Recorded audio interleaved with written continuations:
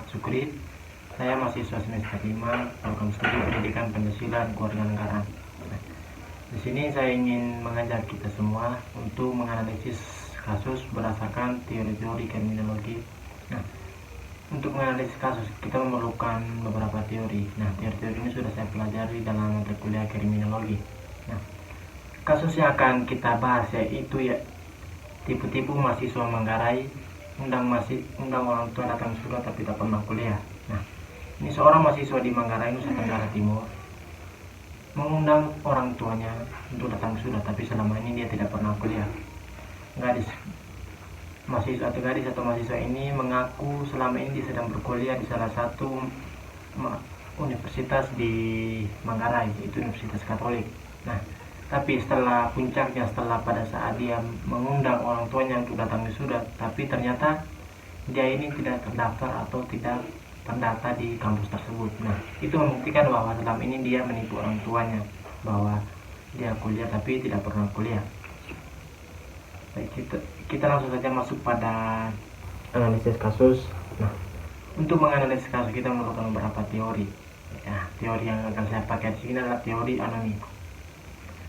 Teori anomi sendiri adalah teori yang menjelaskan bahwa suatu kejahatan atau tindakan kejahatan terjadi ketika tidak adanya norma atau aturan yang berlaku dalam masyarakat atau dalam diri seseorang.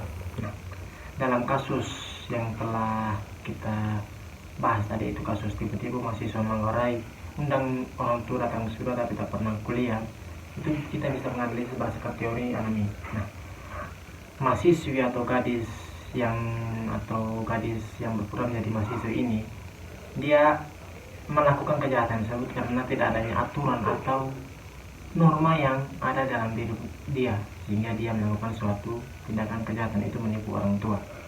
Nah, tentu hal ini sangat disayangkan.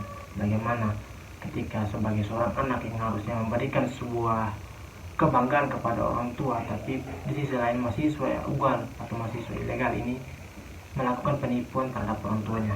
Padahal orang tuanya ini setiap bulan selalu memberikan uang jajan atau uang untuk kehidupan selama perkuliahan tersebut. Namun ternyata dia tidak pernah kuliah. Nah, dalam teori anomi tadi disebutkan bahwa kejahatan terjadi karena tidak adanya norma. Nah, norma ini kapan adanya? Nah, norma ini ada ketika ada orang yang mengawasi norma tersebut. Nah, dalam kasus ini mahasiswa Manggarai ini atau mahasiswa yang berasal dari Manggarai atau mahasiswa Gadungan ini, dia terus melakukan kejahatan tersebut karena tidak ada orang atau tidak ada pihak yang mengawasinya atau mengawasi tingkah lakunya setiap hari atau mengawasi norma tersebut, sehingga dengan ketiadaan pengawasan dan ketiadaan norma dalam kehidupannya, maka dia dengan leluasa melakukan kejahatan, yaitu menipu orang tuanya bahwa dia ini sedang berkuliah, tapi ternyata selama ini dia tidak pernah kuliah. Kemudian teori yang berikut akan kita pakai dalam analisis kasus tersebut atau analisis ini adalah teori labeling. Nah, dalam kriminologi sendiri, teori labeling menyatakan bahwa suatu kejahatan terjadi karena adanya pemberian label atau cap dari seorang kepada orang lain. Nah, dalam kriminologi tersebut dikatakan juga bahwa seseorang atau orang yang diberikan label, ketika dia menyenangi label atau cap yang diberikan oleh orang lain kepada dirinya, maka dia akan terus melakukan kejahatan tersebut karena dia merasa senang dan merasa bangga dengan label yang telah diberikan. Mengapa saya menggunakan teori labeling dalam kasus ini? Nah, kita lihat dari kronologi kasus, yaitu dari awal, yaitu dia mengaku pada orang tuanya bahwa dia sedang berkuliah. Nah, ketika orang tuanya tanpa sadar memberikan label bahwa dia ini adalah seorang mahasiswa, dan termasuk ya masyarakat di sekitar orang tuanya memberikan cap atau label bahwa anak ini sedang berkuliah, maka dengan sendirinya terbangun di dalam hatinya bahwa dia ini adalah seorang mahasiswa, padahal selama ini dia tidak pernah kuliah. Tentu dengan pemberian label atau pemberian cap tersebut, maka mahasiswa Gadung atau mahasiswa Gadung ini merasa senang, maka dia akan terus melakukan kejahatan tersebut, yaitu menipu orang tuanya bahwa dia adalah seorang mahasiswi. Tentu dalam teori labeling sendiri dibutuhkan beberapa syarat, yaitu yang pertama pemberian cap dan lain-lain. Nah, ketika cap itu disenangi atau pemberian label itu disenangi oleh seseorang atau pelaku kejahatan, maka dia akan terus melakukan kejahatannya. Kemudian dari kronologi yang kita ketahui bahwa label atau teori labeling ini berhenti atau kejahatan ini berhenti ketika kejahatannya terkuak atau terbukti, yaitu pada saat dia mengundang orang tuanya datang untuk wisuda, padahal namanya ini tidak terdata dalam kampus atau universitas tersebut. Tentu hal ini sangat-sangat disayangkan. Bagaimana orang tuanya sudah bekerja keras memberikan dia nafkah untuk selama kehidupan dia di waktu kuliah, tapi dia tidak pernah menggunakan uang tersebut untuk kuliah.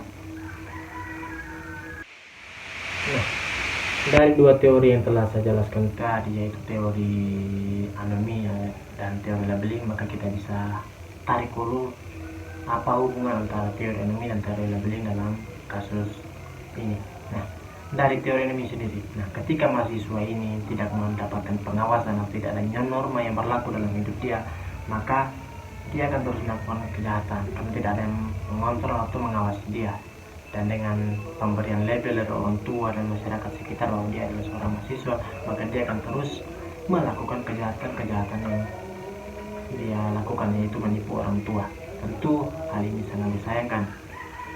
Nah, kemudian kita masuk pada kasus yang berikutnya, yaitu upaya pencegahan dan upaya penindakan agar kejahatan atau kasus kejahatan ini tidak terjadi lagi. Nah, kita masuk saja pada upaya pencegahan.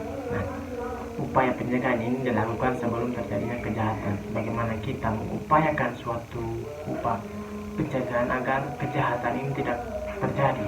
Nah, dalam kasus yang telah kita jelaskan tadi, bahwa bagaimana sih upaya yang harus kita lakukan untuk agar atau kasus atau kejahatan ini tidak terulang lagi. Nah, kalau dari pandangan saya sendiri, upaya yang sangat-sangat kita perlukan itu yang pertama tentu dari kontrol orang tua itu sendiri. Orang tua harus selalu mengawasi bagaimana setiap gerakan atau setiap perbuatan yang dilakukan oleh anaknya. Dia harus terus mengontrol. Dia harus tahu apakah anak ini benar-benar kuliah atau tidak. Jangan sampai dia hanya berpura-pura kuliah, dia minta uang bulanan tapi dia tidak pernah kuliah. Untuk hal ini sangat-sangat disayangkan. Nah, kemudian yang berikut itu adalah kita harus memberikan penanaman dalam diri seorang anak, itu pendidikan karakter atau pendidikan akhlak, agar anak ini bisa memiliki akhlak dan karakter yang baik. Jangan karena hanya ingin eksis sebagai seorang mahasiswi tapi dia tidak mau kuliah sehingga dia menipu orang tua tersebut. Nah, pendidikan karakter atau pendidikan akhlak ini dimulai dari mana? Itu dimulai dari rumah atau orang tua itu sendiri. Orang tua harus bisa memberikan karakter yang baik kepada anaknya, memberikan pendidikan yang baik kepada anaknya agar anak ini memiliki akhlak yang mulia supaya tidak melakukan suatu kejahatan. Nah, suatu kejahatan itu karena adanya norma yang tidak berlaku ini karena adanya karakter atau akhlak yang kurang baik dalam diri kita sendiri. Jadi saya mengajak kita semua untuk memiliki akhlak dan karakter yang baik agar kita jangan melakukan sesuatu di luar batas wajar kita sendiri. Kemudian upaya pencegahan yang berikut itu mungkin saya sarankan dari pihak kampus. Nah, dari kronologi kasus yang telah saya baca, bahwa mahasiswi gadungan ini bisa lolos dan masuk dan mengikuti acara wisuda pada saat wisuda kampus tersebut. Dia bisa lolos dan masuk pada saat acara wisuda.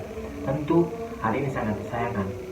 Dari pihak kampus harusnya bisa memberikan keamanan dan penjagaan yang ketat bagi setiap mahasiswanya. Apalagi pada saat acara wisuda. Tentu pada saat acara wisuda ini semua mahasiswi atau mahasiswa yang terdata pasti sudah memiliki nama. Nah, mengapa dia bisa masuk? Karena adanya kelalaian dari pihak kampus itu sendiri. Bagaimana mereka bisa membiarkan mahasiswi kedua ini bisa lolos bersama dengan orang tuanya masuk dan melakukan acara wisuda dan mengikuti upacara wisuda tersebut hingga selesai tanpa adanya pencegahan dari pihak kampus itu sendiri. Nah, kita masuk pada upaya yang berikut, yaitu upaya penindakan kasus.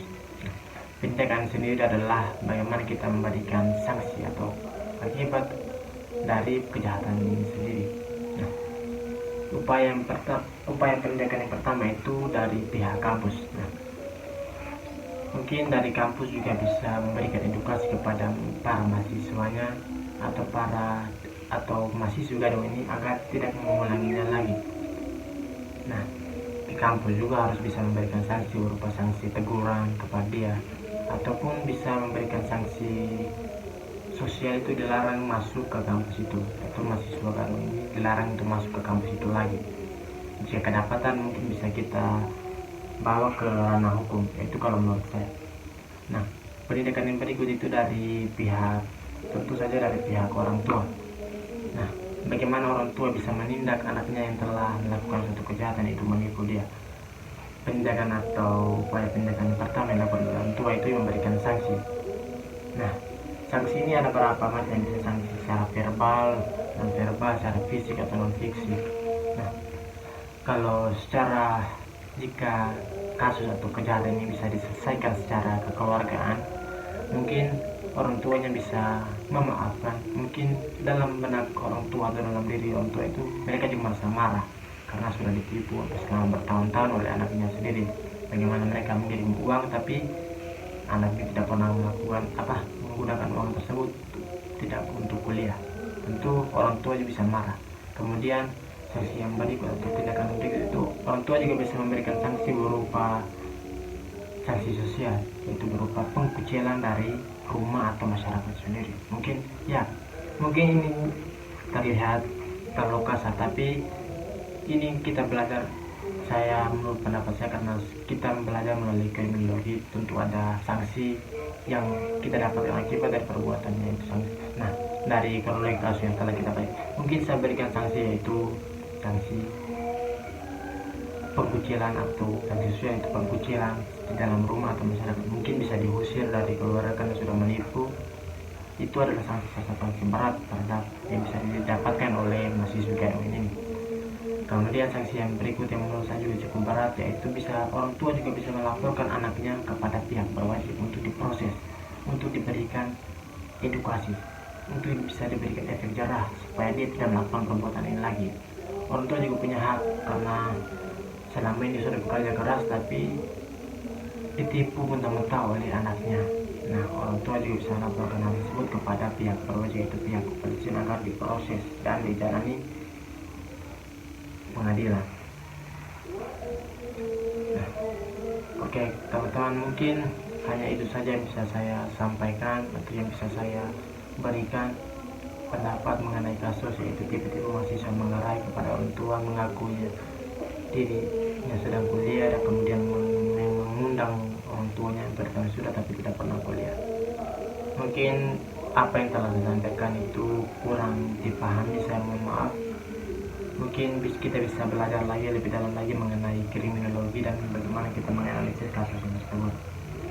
Mungkin di sini saya ingin mengajak kita semua sebagai generasi muda, sekaligus sebagai orang yang memiliki akhlak dan karakter yang baik, kita harus bisa menjaga perasaan orang tua kita. Jangan kita melakukan suatu tindakan atau suatu perbuatan yang nantinya akan merugikan diri kita sendiri dan orang tua kita. Saya mengajak kita semua untuk kita bisa sama-sama untuk menjauhi hal tersebut. Kita harus terus bisa memberikan kebanggaan kepada orang tua kita. Jangan hanya karena kita ingin eksis maka kita melakukan suatu penipuan. Nah, kejahatan itu juga terjadi karena tidak adanya orang yang mengawasi. Jadi saya juga mengajak kita semua untuk senantiasa mengawasi segala aktivitas yang ada di sekitar kita maupun lingkungan kita. Kita harus terus bisa mengawasi agar tidak terjadinya kejahatan-kejahatan yang tidak kita inginkan. Kita juga harus bisa terus mengontrol diri kita agar tidak melakukan perbuatan tersebut. Nah, sebagai generasi yang akan meneruskan bangsa, maka kita juga harus bisa mengedukasi orang lain untuk jangan melakukan suatu kejahatan. Tentu hal tersebut tidak ingin kita lihat atau tidak ingin kita saksikan. Kemudian saya mengutip dalam suatu istilah genealogi mengatakan bahwa ubi societas ubi crime, dan mengatakan bahwa di mana ada masyarakat di situ ada kejahatan. Nah, di situ membuktikan bahwa di mana ada suatu kehidupan dalam bermasyarakat atau kehidupan sosial, maka tetap akan ada yang namanya kejahatan. Nah, namun ada setiap kejahatan tersebut akan ada sanksinya, atau akan ada norma atau aturan mengikat kita semua. Oleh karena itu saya mengajak kita semua untuk selalu mengontrol kehidupan dalam masyarakat agar kejahatan-kejahatan tersebut tidak terjadi lagi. Mungkin hanya itu yang bisa saya sampaikan, kurang lebih saya mohon maaf. Wabillahi taufiq wal hidayah. Wassalamualaikum warahmatullahi wabarakatuh. Salam Pancasila.